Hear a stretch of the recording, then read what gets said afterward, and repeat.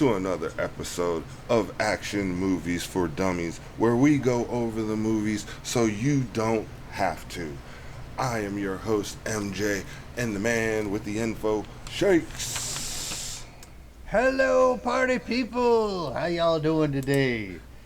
Today we're going to be going over a sweet gem of a movie.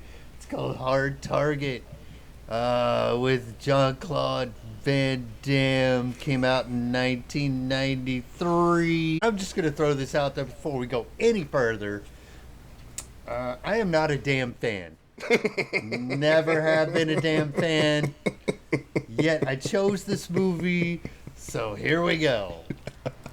But before we get into that, Shakes, how can they hear us?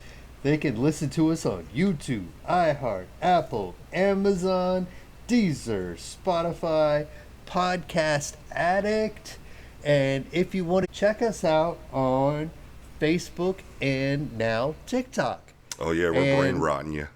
Yeah, and when you see posts from us, man, hit that like button, hit that follow button. Let's get things rolling.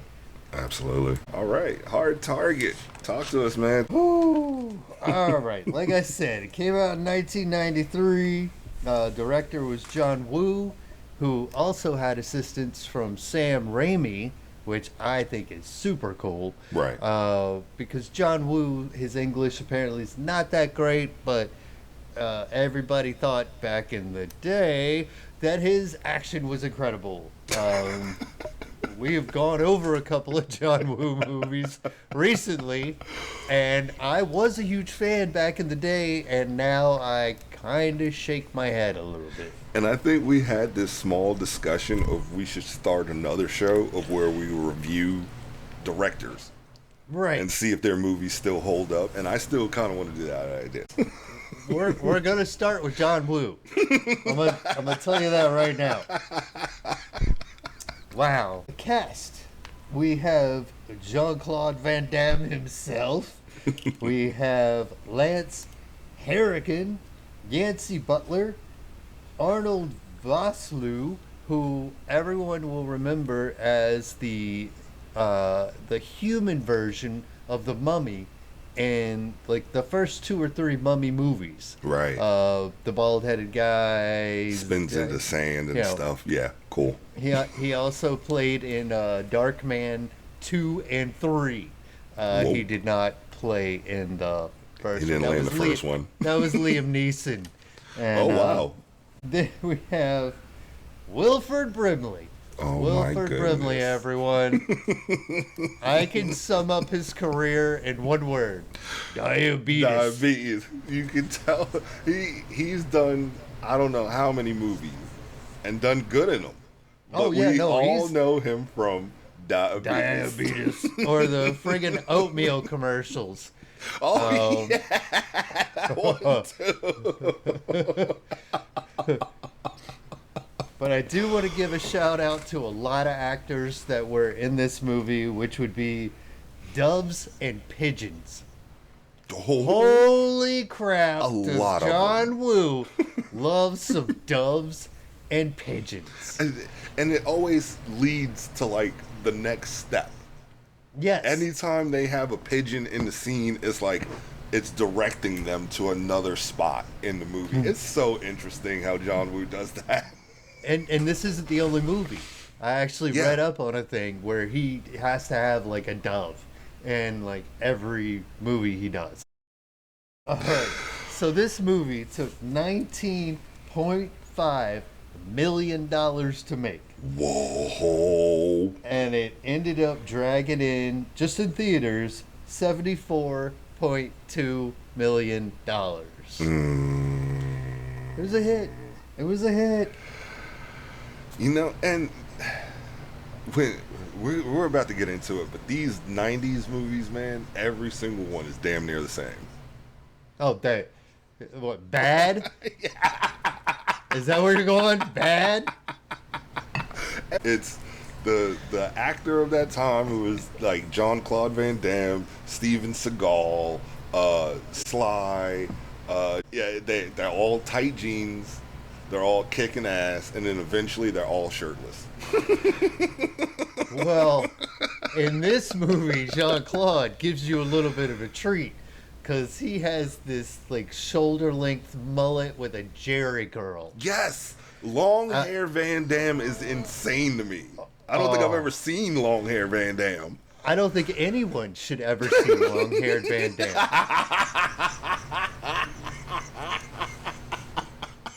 I would laugh along with you, but I'm serious.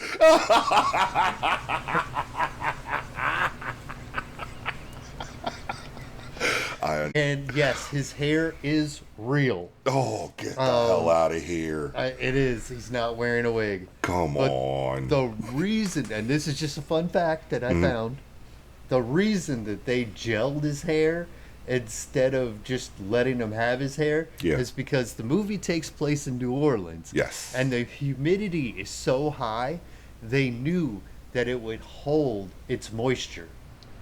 Really? Yes. Wow. That is interesting. It's gross is what it is. And they also found out it was easier for them to put one of these little mullet mop wigs on the stuntman so that they would look like him so much easier. How awesome is that? Stuntman. Yes. What the fuck? No, this is no. Claude all the way, baby. No, it is not, sir. It is stuntman with a Jerry curl wig. You seen Bloodsport? You can see Jean-Claude can kick ass. I do.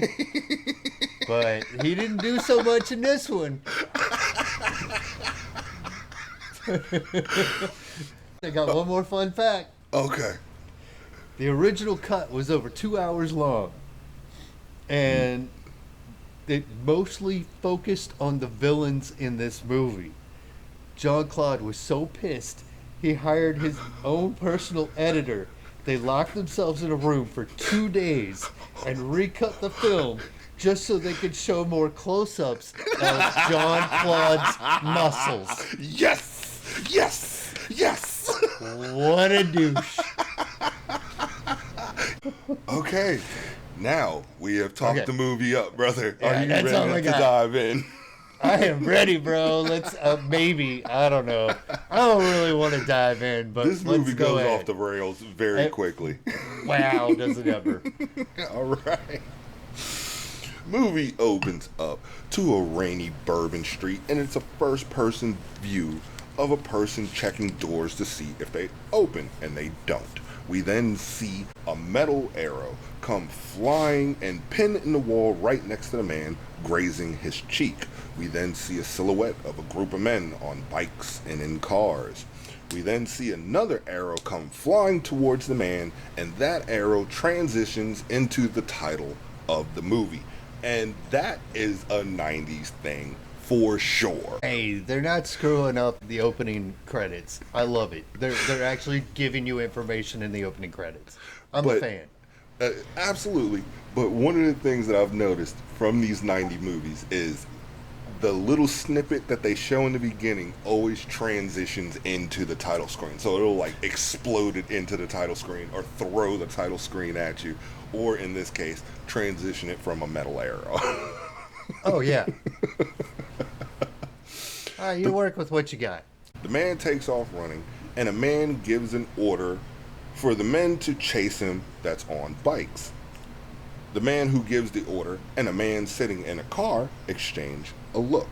The man runs and tries to climb over a gate, but one of the henchmen on the bikes rams the gate and knocks him off. As he tries to get up and run, he slips and rolls down this hill as the bikes come flying over, and he's also being chased by 2 trucks. One of the bikes catch up to him and finally knock him down a few times. The man in the car, Emil Funchon, played by Lance Hendrickson, tells his henchman, Mr. Lopek, who is holding a weapon, that the man is about to make it to the river. And if he does, he's won, and they can't have that. So Mr. Lopek then fires another arrow right into the man's chest, and it pins him to a tree. As the man tries to loosen the arrow from the tree, Mr. Lopek fires another arrow. He gets it loose just enough to pull off of the tree and ducks out of the way of the incoming arrow. The man gets up and tries to run, but the men open up fire with guns this time. The man runs to a little hut, and Pike von Clef, played by Arnold von Slew, fires a grenade launcher and blows it up. The man tries to collect himself, and he makes his way to a dock as the men slowly close in on him.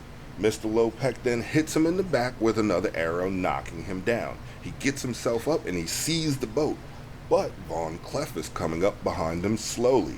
As the man is walking on this dock, it then collapses. He falls in, he starts to pull himself up. As he pulls himself up, right as he pulls himself up, Mr. Lopek then fires another arrow, but this one hits center mass and kills him. He falls into the water. The henchmen pull him out of the water and then cut something off of his clothing. Mr. Finchone and the other man share a drink, which I'm guessing is Mr. Lopek, and he says it's like a drug to bring down a man, as one of the henchmen is rubbing his boots in the dead man's face. Finchone asked if it was worth it, and Mr. Lopek says every nickel. The thing that gets me the most is this guy is like running. He's trying to make it to the river, and they're shooting crossbows at machine guns, a grenade launcher. Yeah. And they're not hitting him. Do you know what that makes? Do you know what that makes him? What? A hard target. There it is. And there it is.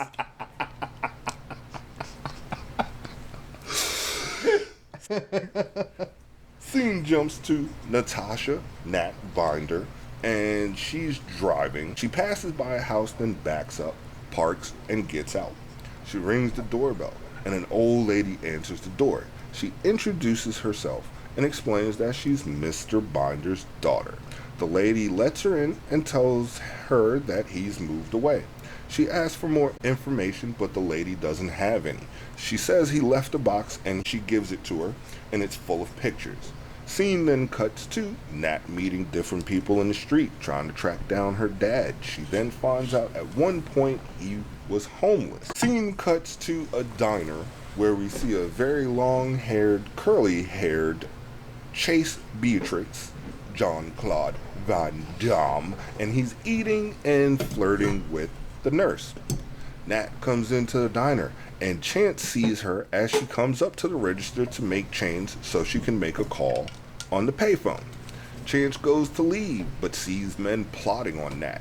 Nat makes a quick call and leaves, but the men follow closely behind.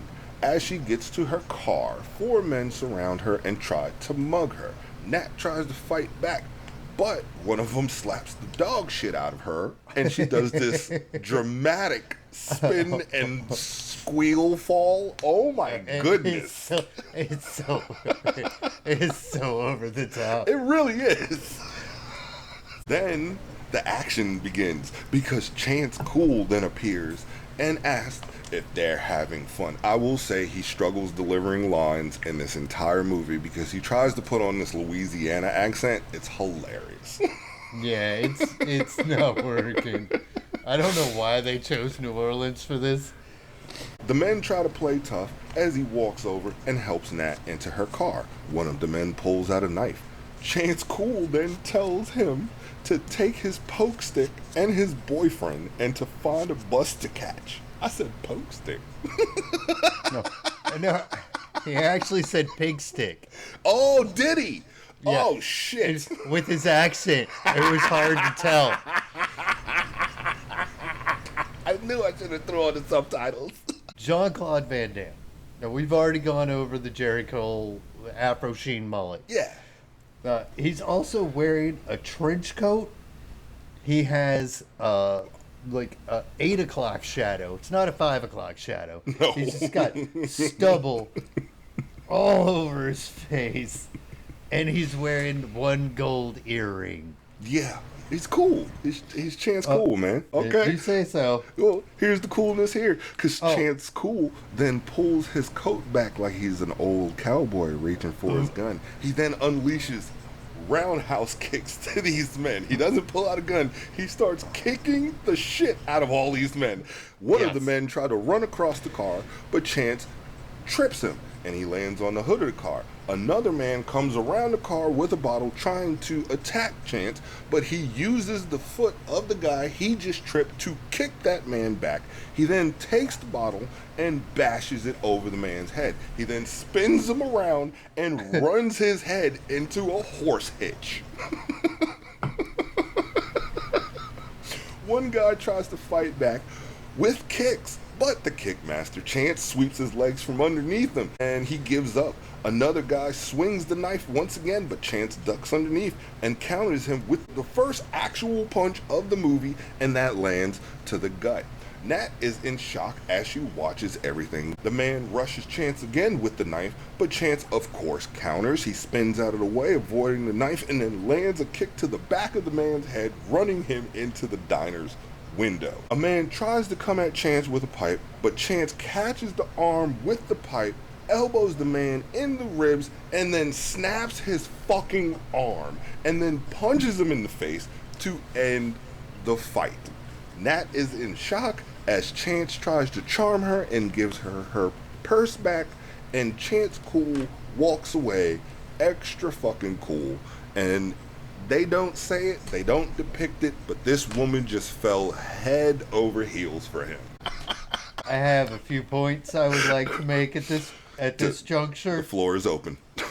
When they were in the diner and he was looking at her, there was no real telltale signs that these guys were bad, but Jean-Claude just knew. Yeah, he knew. Somehow. And every time he walks out of a door or comes around a corner or the fight ends, there is this blues guitar going on where they're using a slide. So it's like and every time there is an action fight, it ends in slow-mo. Yes. Like, this movie probably could have been an hour shorter if every action scene had not been in slow-mo. And the female in this movie, very attractive woman. Can't really find much wrong with her, but she has these eyes that look like she's being electrocuted. They're binoculars, dude. No, I'm pretty sure she can see into the future.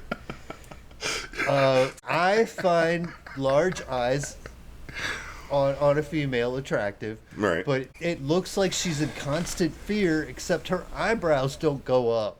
And then when she is in fear and her eyebrows go up, you're like, oh my God! I don't think we get any terrifying eyes in slow-mo, but I might have missed. Yeah. Scene cuts to a cop strike protest as Nat pulls in front of the precinct. Nat goes in and it's empty, all but one detective, Marie Mitchell. She's trying to celebrate her birthday, but Nat interrupts. Nat asks to fill out a missing persons report. Detective Mitchell doesn't want to at first, but of course she does. But with little info, Detective Mitchell says she can't really help. She tells Nat to get somebody who knows the city, or she could be the next person who ends up missing. Scene cuts to Chance at the dock, and he's trying to get some work. Nat has somehow found him. She offers him $100 a day to help her look for her dad. But he gets called for work and turns her down. But he can't go until he pays his dues to the union. As Nat is leaving, she is blocked. Do you know what the number was on the dues that he owed? 217. Yeah. Oh, fuck off, dude. All right, a little tidbit. We have been having some technical difficulties this morning. I've been stressing out. And right before we cut into action, Shakes goes, okay, cut 217. I go, all right, cut 217. Here we go. And now it fucking rolls in. You asshole.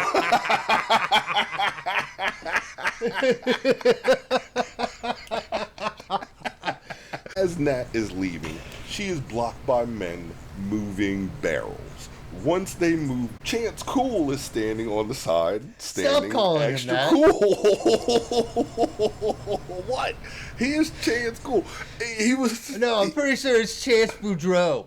Okay, he had the tight pants on. He had the shirt tucked into the pants so the belt is showing, and then he had the long trench coat. He had cowboy boots on. Come on, baby. He's Jerry Chance curl, Cool. stubble, and one earring. This is Chance and the one earring. Chance Cool all the way. Put it in the comments. Yeah. Okay. Everybody, put in your comments. Tell him he is wrong. He asks who she's looking for, and she once again says her father. He then agrees to help her for 2 days and says she will pay him $217, the amount for the dues. And Nat agrees because she's head over heels for him, of course. Right. Scene She cut. can see right through him. Like, literally. Scene cuts to Chance and Nat getting to know each other. And Nat explains that her parents split up when she was young and her dad moved away. They reconnected via letters, but 3 weeks ago, the letters stopped. They pull in front of a shelter. Chance says that he knows somebody here and tells her to check the line for her dad, and he's going to go check on his friend.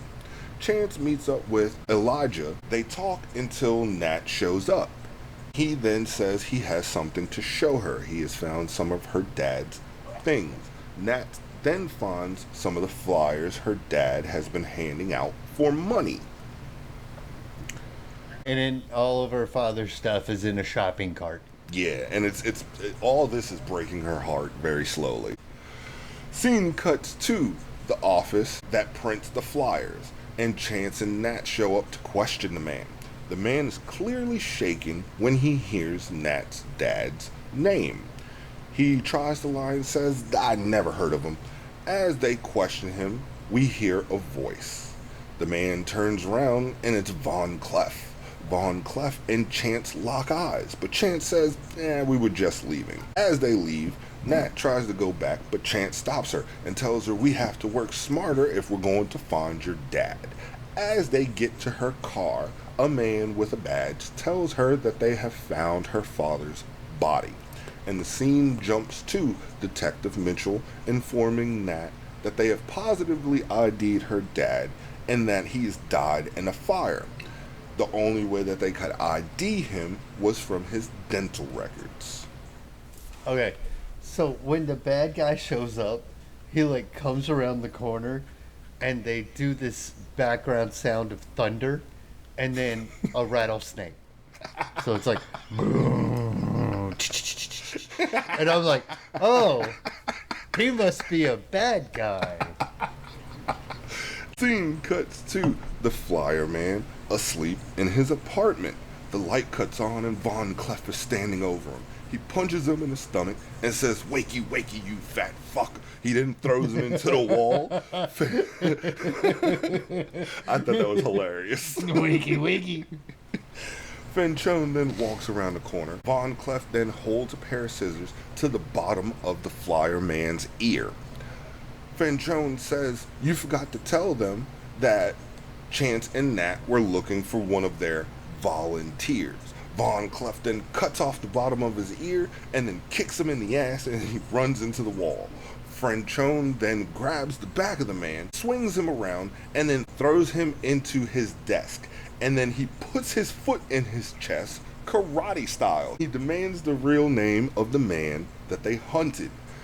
The man says, "Douglas Binder," the man from the beginning. Franchone says, "That's not the man we selected," but the man says, "I couldn't get the one you wanted."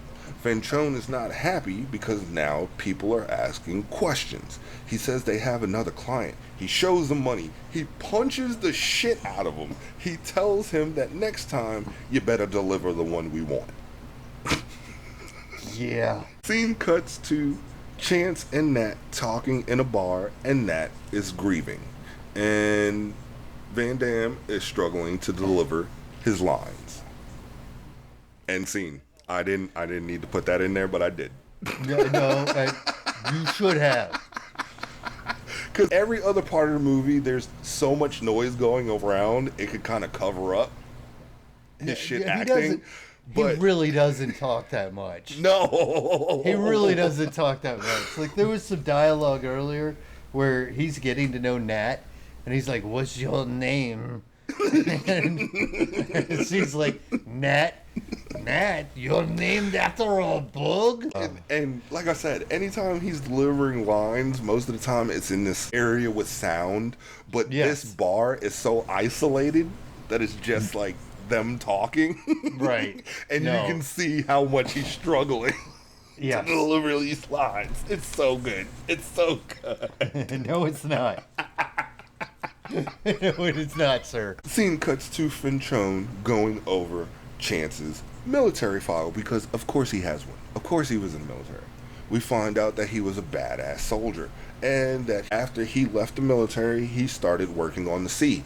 He then found out that his captain was smuggling drugs, so he threw him overboard, and he's been blacklisted ever since. Go figure. Right? Finchone says Chance shouldn't be underestimated, and Von Cleef offers to pay him a visit. But Finchone says send some of the other guys. Chance is going over the file of Binder's death. He sees dog tags and then starts to think. And then a dove busts in the room and lands right next to Chance's dog tags, and that reminds him that dog tags come in pairs. This dove just sent him a message. John Woo. I know.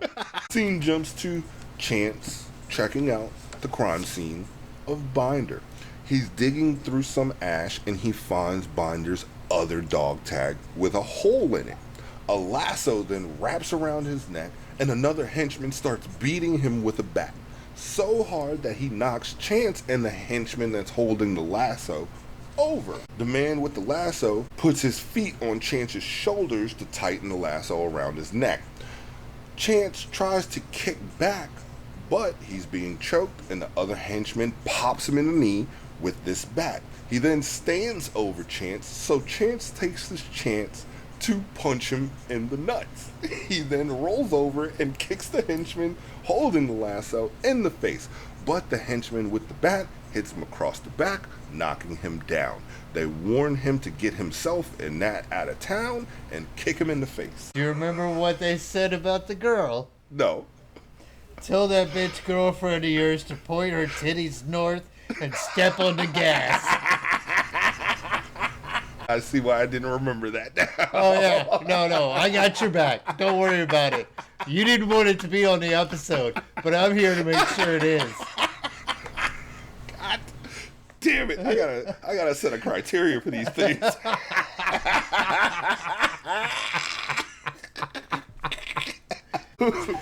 Scene jumps to Detective Mitchell, and she is dealing with Chance being dragged in cuffs. Nat somehow shows up, and Detective Mitchell starts going over all his charges.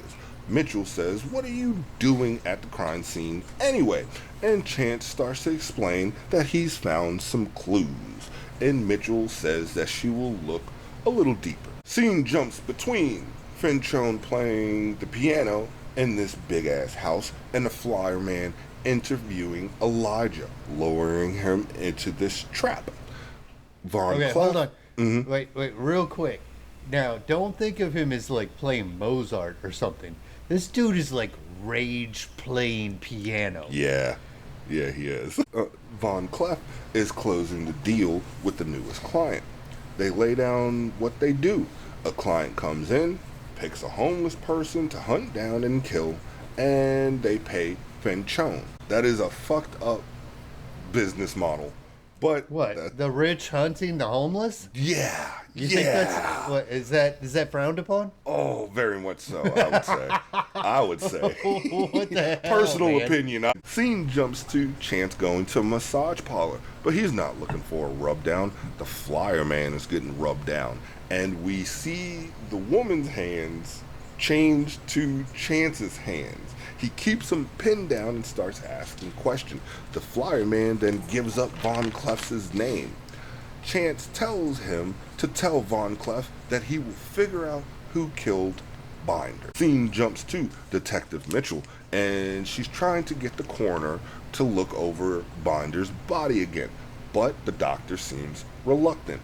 Scene cuts to the doctor burning some files as Finchone enters the room. He informs Finchone that they want to redo the autopsy for Binder. Finchone says we've overstayed our welcome, and this will be our last hunt in New Orleans. Then, a knock at the door. The doc goes to check the door. He looks through the peek hole, and just as he does, Von Cleef shoots right through the peek hole, killing the doctor immediately. Scene cuts to Elijah showing up to a train yard. Finchone and Von Cleef approach him. They tell him that they have a game they want him to play. They show him a money belt that has $10,000 in it.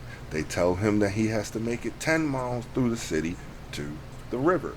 Elijah is a little reluctant, but Finchone eventually talks him into it as cars arrive with the client and some henchmen with guns. Finchone tells him that he has a 5-minute head start and to not waste it. Elijah grabs the money belt and runs off. He is being closely chased by henchmen on bikes, and Finchone gives the green light for the client to begin his hunt, but has to remind him to take the gun off of safety. I'm sorry, but the dudes on motorcycles, they're just dicks. Yeah. Like it's they cheating. just, That's cheating for sure. It really is. Yeah. And they just keep fucking with the guy. It's not like they're trying to kill him or anything. They're just hurting him. And It's so I guess you would kind of look at them as kind of like the hunting dogs.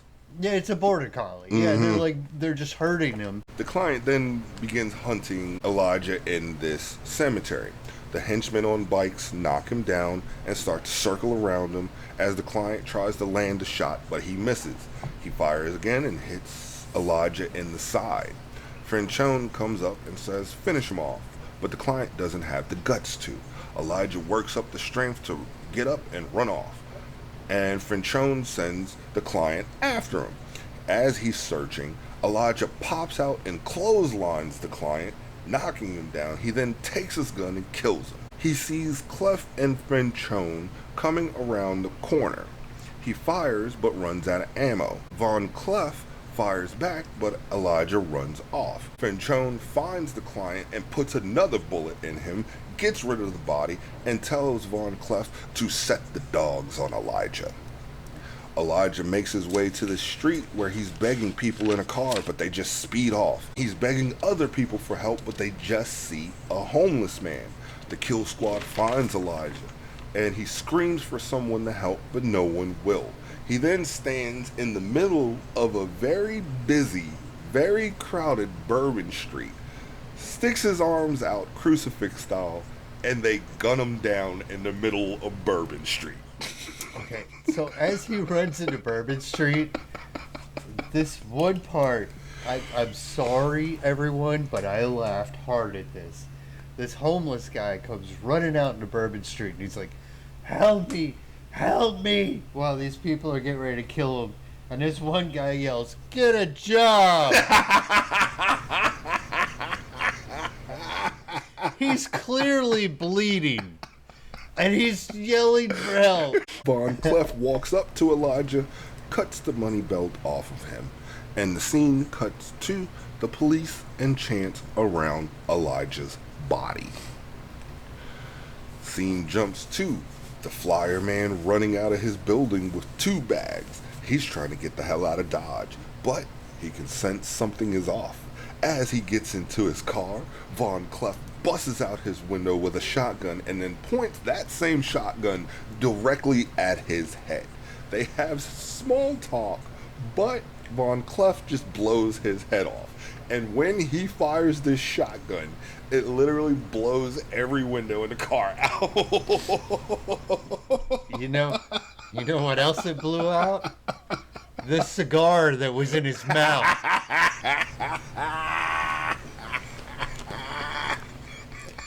He had a cigar through this whole fucking thing. You and cigars, man. We got to figure this out for you. D- We're going to do a it's a whole con- podcast dedicated to figure there's- out where cigars come from for action movies. Check us later on Patreon when we go over action movie conspiracies. 3-hour documentary. Yes. I will host it if I have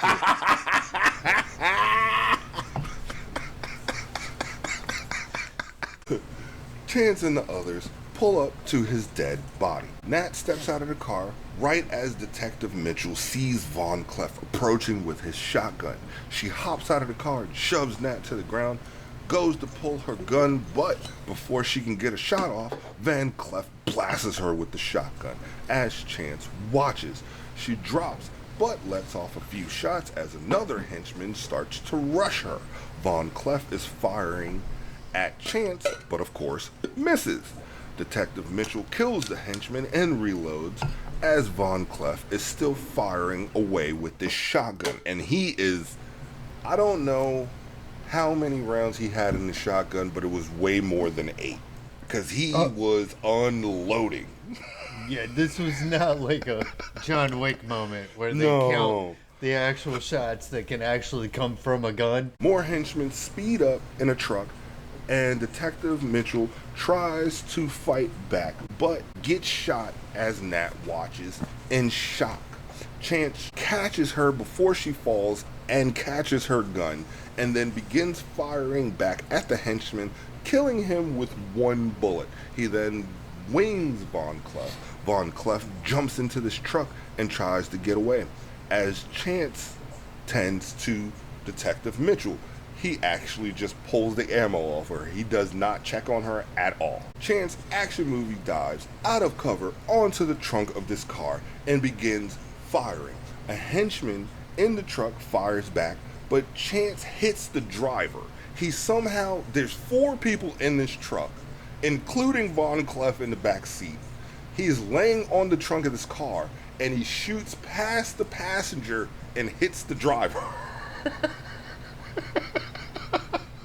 That's what you call aim, baby. Is it? I think it's what you call directing. As the truck swerves, the henchman on a bike comes zooming up, firing. Chance, badass, of course, is still on top of the trunk of this car. He kills the henchman on the bike. He reloads as another henchman on a bike comes zooming up, and he rolls off into cover. As the bike goes zooming past, Chance then pops out of cover and kicks this henchman in the head off of his bike, I guess giving him brain damage. He kicks the guy in the helmet. You're right, it wasn't the head. That's one. Okay, the other one, the guy's coming at him at like 45 miles an hour. I'm pretty sure that would found him like 100 yards away somewhere. The dude's helmet would have snapped his leg at like Oh nobody's my God. business. Like nobody's business. And the face shield didn't shatter. No, it didn't. Oh my God, you're right.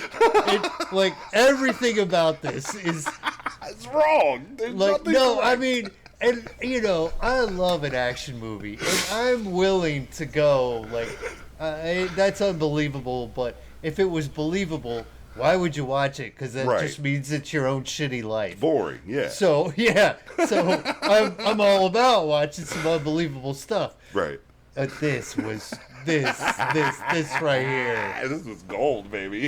and then it only gets worse. Chance grabs one of the bikes that the henchman was riding. There we go. Grabs Nat so they can leave. But Nat says, we can't just leave her. And he says, we must. She's dead. He didn't even look at her. He didn't even look at her to check to see if she was dead. She's like 15 feet away and laying on the ground. And he's like, no, she's dead. All right. Like Shay says, this is where the movie gets fucking wackadoo. This is something else, man. As they ride away, we see henchmen showing up, and we get a fun little chase montage. We have henchmen firing and chasing Chance while he dips and dodges with Nat on the back of this bike. Chance sees a henchman on a bike coming head on. He then motions to Nat to grab the handlebars while he grabs a gun that somehow was conveniently strapped to the bike.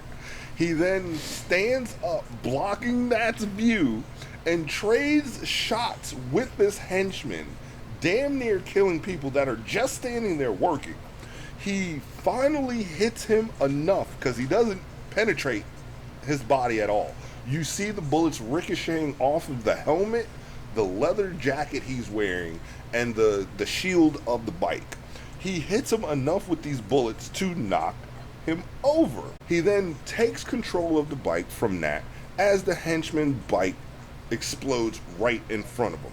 Chance then jumps the bike over the fire and runs the henchman that somehow did not die into a pile of boxes, and that kills him. Yep, that's what I was. Here we go. One of my favorite parts is he's steering the motorcycle with his ass in her face. Yeah, totally blocked her view. As more henchmen chase them, Chance runs into a dead end. He then turns the bike around, kicks Nat off with a wheelie. So he pops a wheelie real quick and she falls off the back. And then he sees that the gas tank has been hit, but somehow his bike has not blown up. He then speeds head on into an oncoming truck of henchmen. He stands on the bike and pulls out his gun. Now, when I say stand on the bike, he is surfing this bike and he pulls out his gun. Motorcycle surfing. He kills two men while he's surfing this bike, and then when the bike crashes into the truck, he action rolls over the truck, landing onto his feet. He then shoots into the back of the truck, and that blows the truck up. A car comes speeding up as Chance is action sprinting, and a train approaches. The henchmen are blowing up an already blown up truck as Chance is running past it. Right. He then dodges a shot from Fenchone, grabs Nat, and they jump onto this moving train. Scene jumps to Von Cleef, and he sees mud tracks from Nat and Chance. Fenchone has had his best men fly in to help track him down. His best men are just previous clients. He believes he believes they're battle tested and they can track, and these are now his henchmen, even though they are technically his clients. It's like a reunion of The Bachelor. Oh God! What kind of comparison is that? Can you come up with one better? It wouldn't be Survivor. Scene cuts to Chance and Nat making their way through this swamp. Chance says that they have to get to his Uncle Bobo. As they are taking a break, Chance randomly asks Nat if she trusts him, and this is why I said that she's like head over heels, because she says yes, and he says, well, close your eyes, and she doesn't want to, but he makes her, and she thinks he's going in for a kiss, but badass Chance bare hands a snake mere seconds before he strikes on Nat's neck, saving her life, making her fall in love even deeper. He then punches the snake. Yes. And then bites its tail off and leaves it as a trap.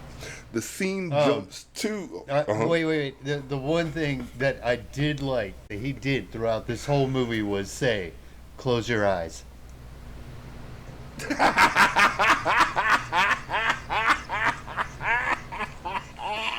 You still have to listen to it. You still have to listen to it. Her freaking eyes creep me out through the whole movie, man. Scene jumps to this snake now biting one of the henchmen in the face as the others watch. Fenchone then kills the snake. It bites him in his open mouth, screaming face. Fenchone then kills the snake and steps on the henchman and holds him in place as he dies while the others watch in shock. He focuses the men back up and they begin their search for Chance again. Scene cuts to Uncle Bavo, diabetes, and he is making moonshine in his yard. Chance signals to him to let him know that they are friendly. Uncle sees him, and they have this crazy Creole talk. They try to talk in Creole, and it is so horrible. I wish I never heard it. I don't want to hear it ever again. It's so bad. I like Wilford Brimley. Yeah, he's amazing. He's done great things, but yeah. Why would you put him in this movie? Yeah. And then try and make him Cajun, and then it was a bad choice. Bad choice. He took a sip of moonshine, and he said, "Make good whiskey, slap the bear." And I'm like, what the fuck does that mean?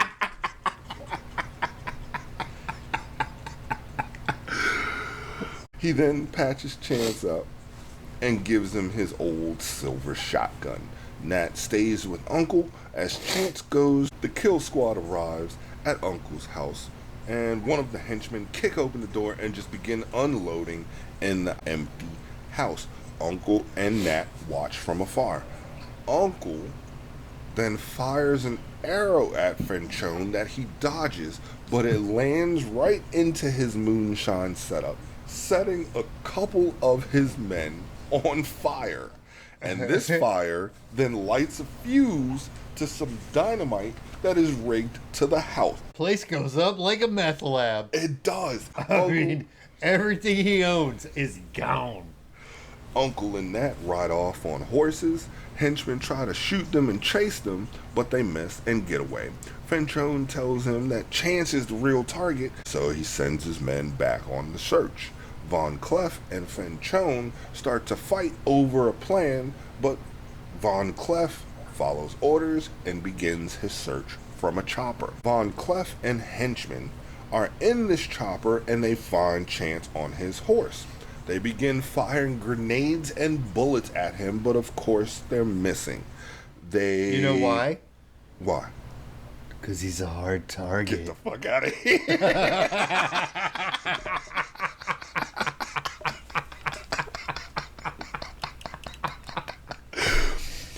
But Chance then kills a henchman in the chopper from horseback.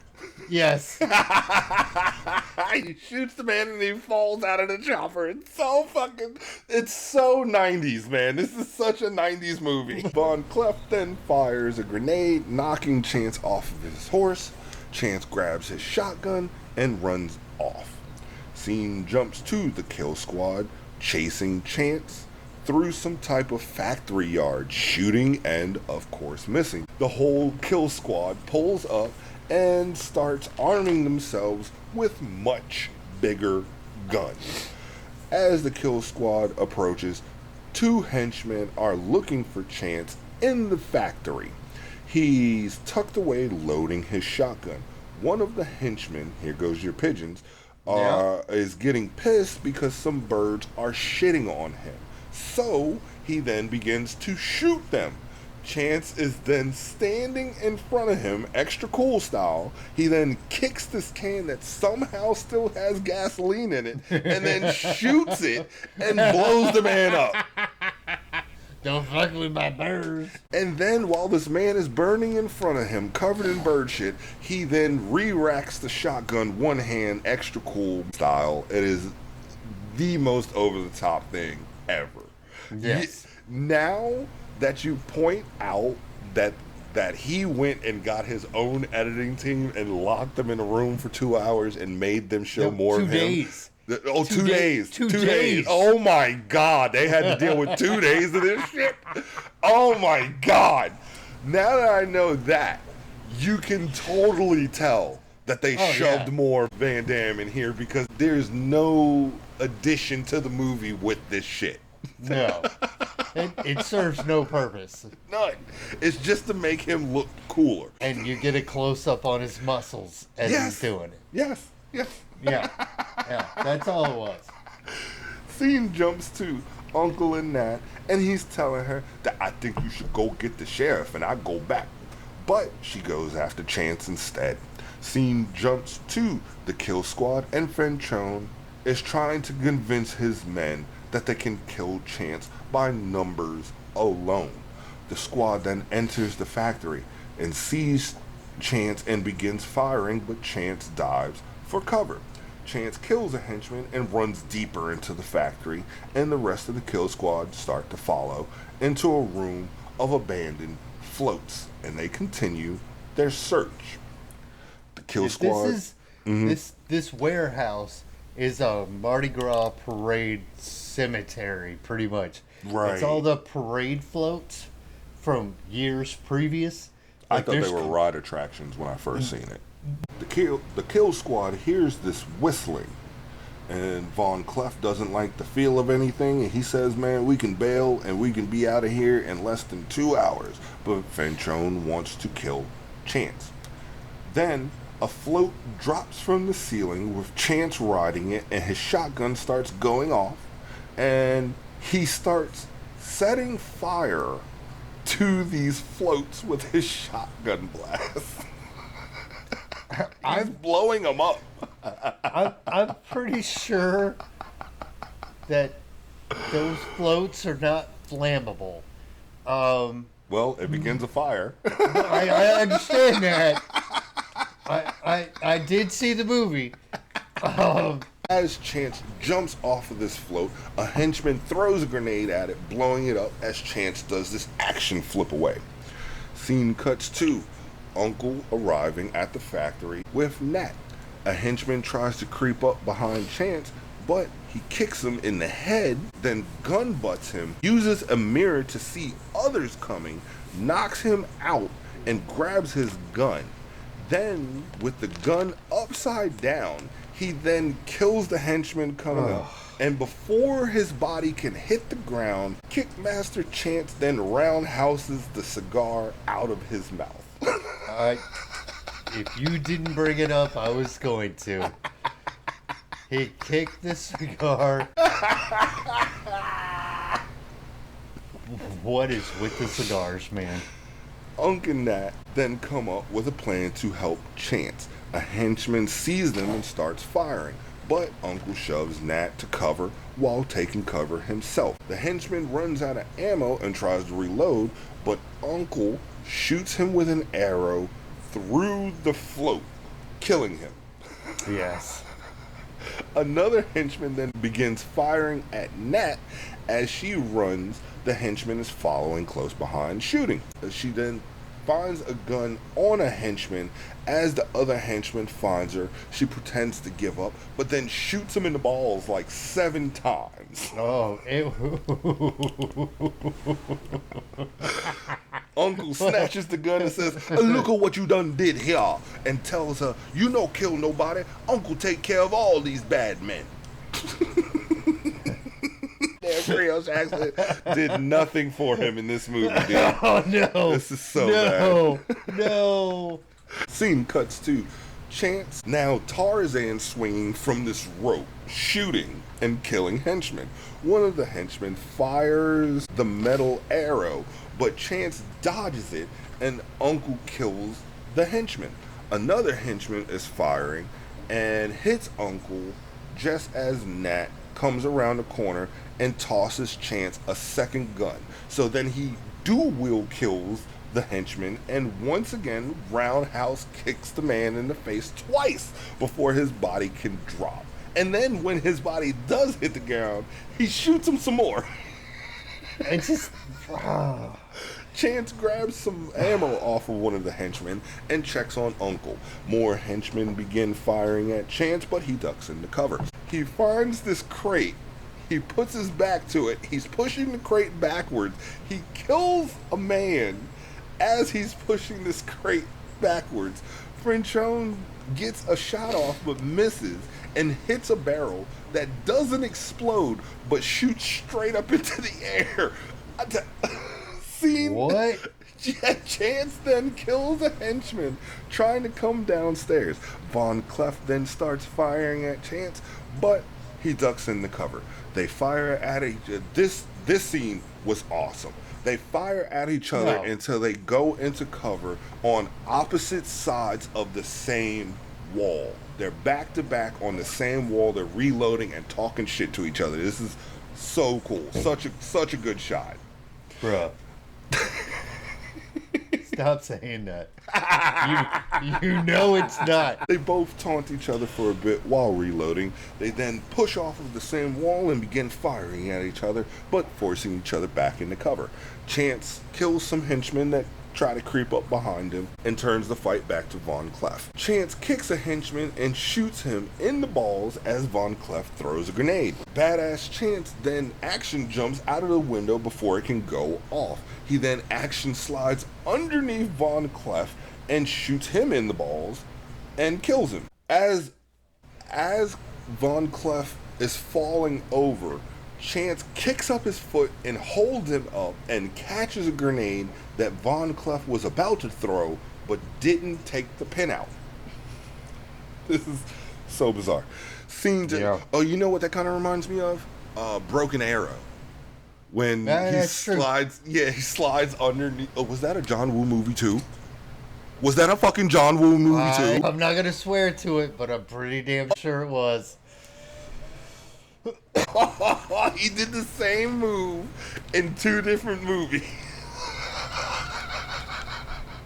Because in the mine part in Broken Arrow, he slides underneath a guy after he kills him and holds him up, and the guy drops the grenade, he catches the grenade and throws it at the henchman. I'm going through my notes, directed by John Woo. This will be forever known as the Woo move.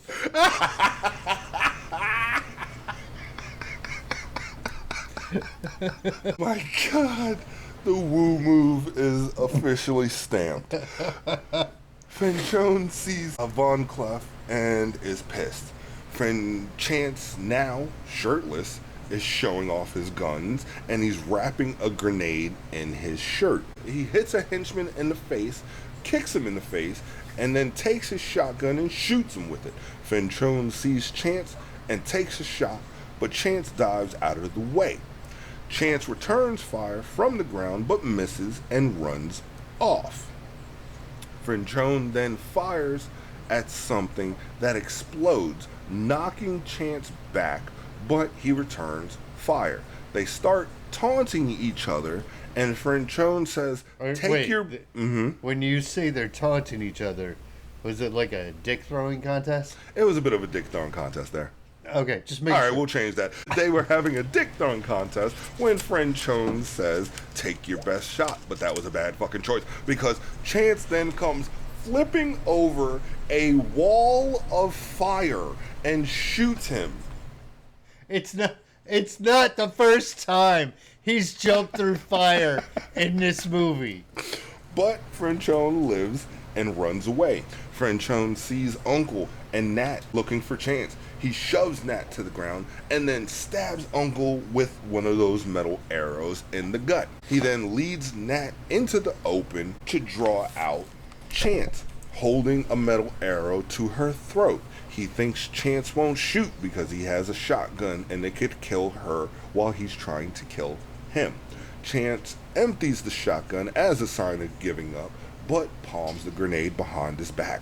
Fenchone says, why did you even get involved? Chance says, poor people get bored too. Fenchone then tells Nat to reload his gun. As she does, Chance then begins to rush Fenchone. Fenchone tries to get a shot off, but Chance flying in kicks him square in the chest. Fenchone falls back. He then kicks a burning barrel at Chance, but he action dives over it. Fenchone then begins beating him with a piece of burning wood. This piece of wood is on fire. Chance hops up and roundhouses him like 3 times in the face. Fenchone tries to swing this flaming wood. This wood is on fire, but Chance, Jean-Claude Van Damme, catches it fire end. His Right. hand is in the fire. Oh, come on. He's already jumped through fire like 3 times in this movie. While he's holding on to this flaming wood, he then takes this time to have flashbacks of all the people that Franchone has killed and hurt. He then kicks this wood in half. He then kicks Franchone in the face. As Franchone tries to fight back, Chance punches him in the face with the grenade that's unpinned. He then tells Franchone that hunting season is over, and he drops the grenade into his pants. He headbutts him, and Franchone falls back. Chance then grabs Nat and dives to try and get away from the grenade blast. But Franchone pulls the grenade out of his pants, unscrews it, and thinks he defuses it, but it sparks and he goes, uh-oh, and it blows up. He does. He fully diffuses it. Everything's fine. And then you see this like animated spark of an electric bolt go from the grenade To the powder, yeah. Yeah. And he goes, uh-oh. We then find out that Uncle was saved by his flask, and then they leave. Yeah. Movie's over. That's it. What the hell was that? That was just it, man. Like I said, I never seen long-haired Van Damme. I don't think there's another movie with him with long hair. Well, we tell all of you all, we watch the movies so you don't have to. You ain't lying. This is one of them. No one should ever see Van Damme with long hair. Ever. I thought it was so funny that for the first half of the movie he didn't use any guns. He just kicked ass with his feet.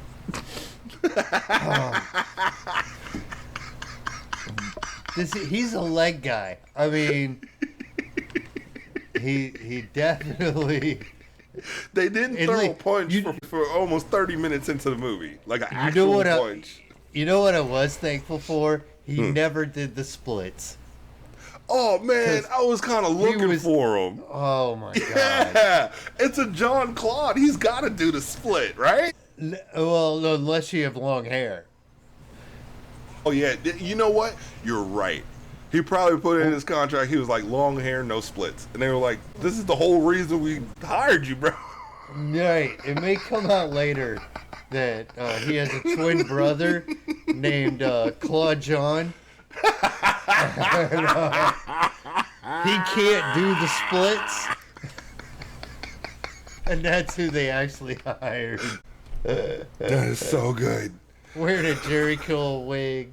Because he can't grow it like his brother.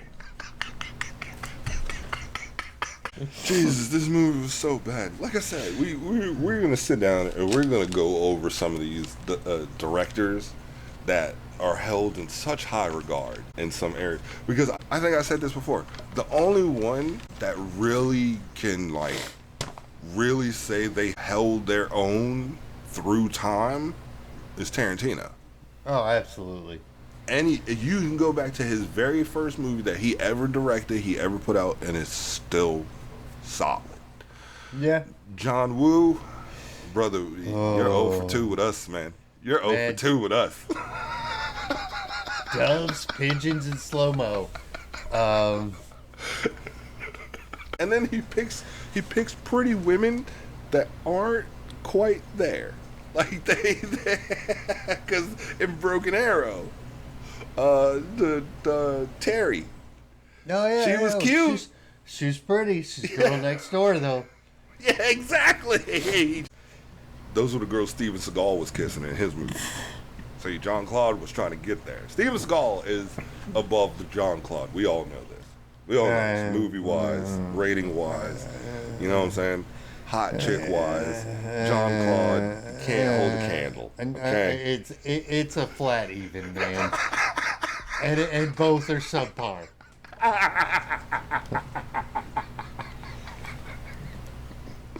All right, everybody. We love y'all for listening. Can't thank y'all enough for coming back next week. Make sure you like and follow and just give us some comments, man. We want to hear from you.